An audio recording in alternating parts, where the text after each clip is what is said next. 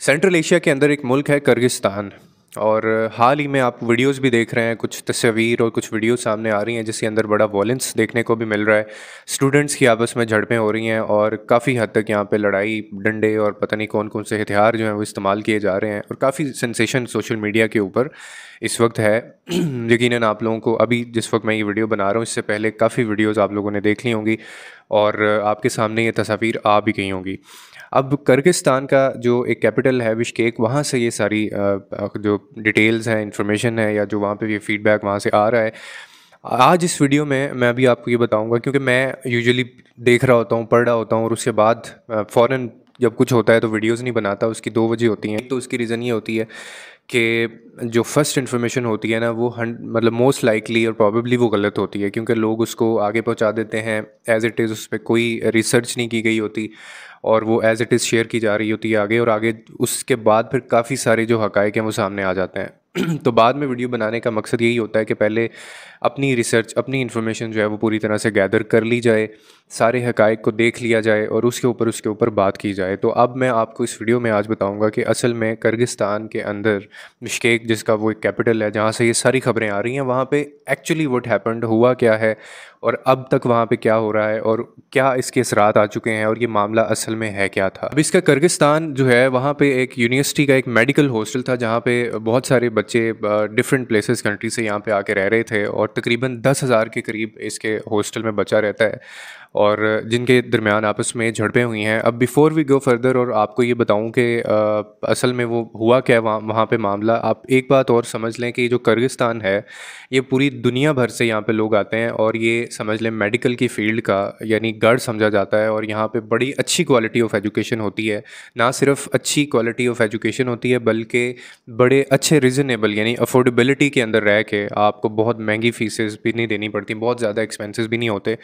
और पूरा quality of education यहाँ पे दिया जाता है। और इसको मेडिकल की फ़ील्ड में यानी मेडिकल की एजुकेशन को लेके उसका घर कहा जाता है क्योंकि यहाँ पे हर तरह का आपको फैसिलिटी भी है और हर तरह की आपको एजुकेशन भी मिलती है। और यही वजह है कि इंडिया, पाकिस्तान, बांग्लादेश और आसपास के जो मुल्कों के लोग होते हैं जो बहुत ज़्यादा फीसेस पे नहीं कर सकते, वो यहाँ पे ही ये मेडिकल की एजुकेशन लेने जाते हैं किर्गिस्तान के अंदर। अब इसके अंदर होता ये है कि अरब ममालिक से जो स्टूडेंट्स आए हुए थे और जो किर्गिस्तान के स्टूडेंट्स थे उनको उनके आपस में कुछ झड़पें होती हैं, आपस में किसी मामले को लेके उनकी बहस होती है, उसके बाद बाकायदा उनकी लड़ाई होती है किसी मामले के ऊपर। और जैसे ही ये इसमें वायलेंस देखने को आती है तो किर्गिस्तान के जितने भी लोग होते हैं, जो कि हर माशरे में कुछ ऐसे पढ़े लिखे जाहिल होते हैं, जो प्रोटेस्ट करना शुरू कर देते हैं और वो डंडे और वो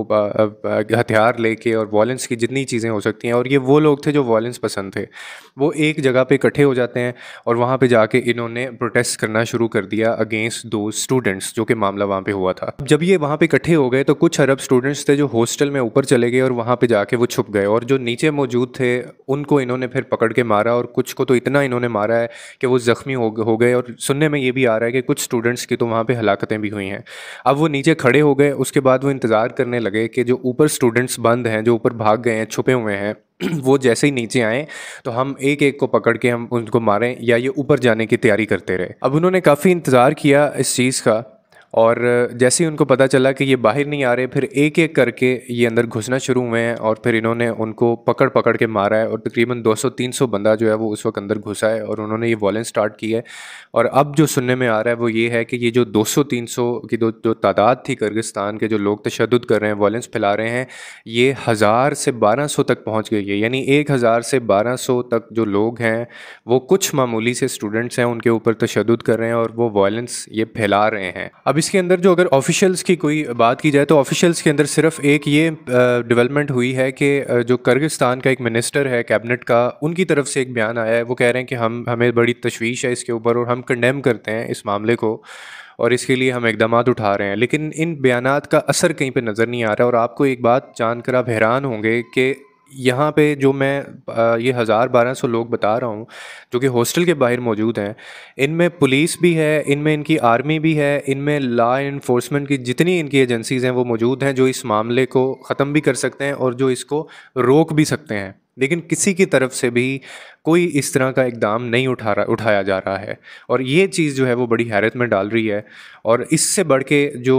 मज़ीद हैरत अंगेज़ जो आपको करने वाली चीज़ है वो ये है कि पाकिस्तान की तरफ से भी अभी तक कोई ऐसा बयान, कोई किसी बंदे ने ऐसा स्टेप या कोई ऐसा डिसीजन नहीं लिया कि किसी तरह से हम उन लोगों की कोई मदद कर सकें। अब इसमें कुछ स्टूडेंट्स ऐसे हैं जिनको ये बाकायदा उठा के ले गए हैं, जिनमें कुछ फ़ीमेल्स मौजूद थी, उनके साथ रेप कर रहे हैं, उनको उठा के ले गए और कोई बंदा कुछ नहीं बोल रहा है। 20 से 25 लोगों को उठा के लेके जाना, यरगमाल बनाना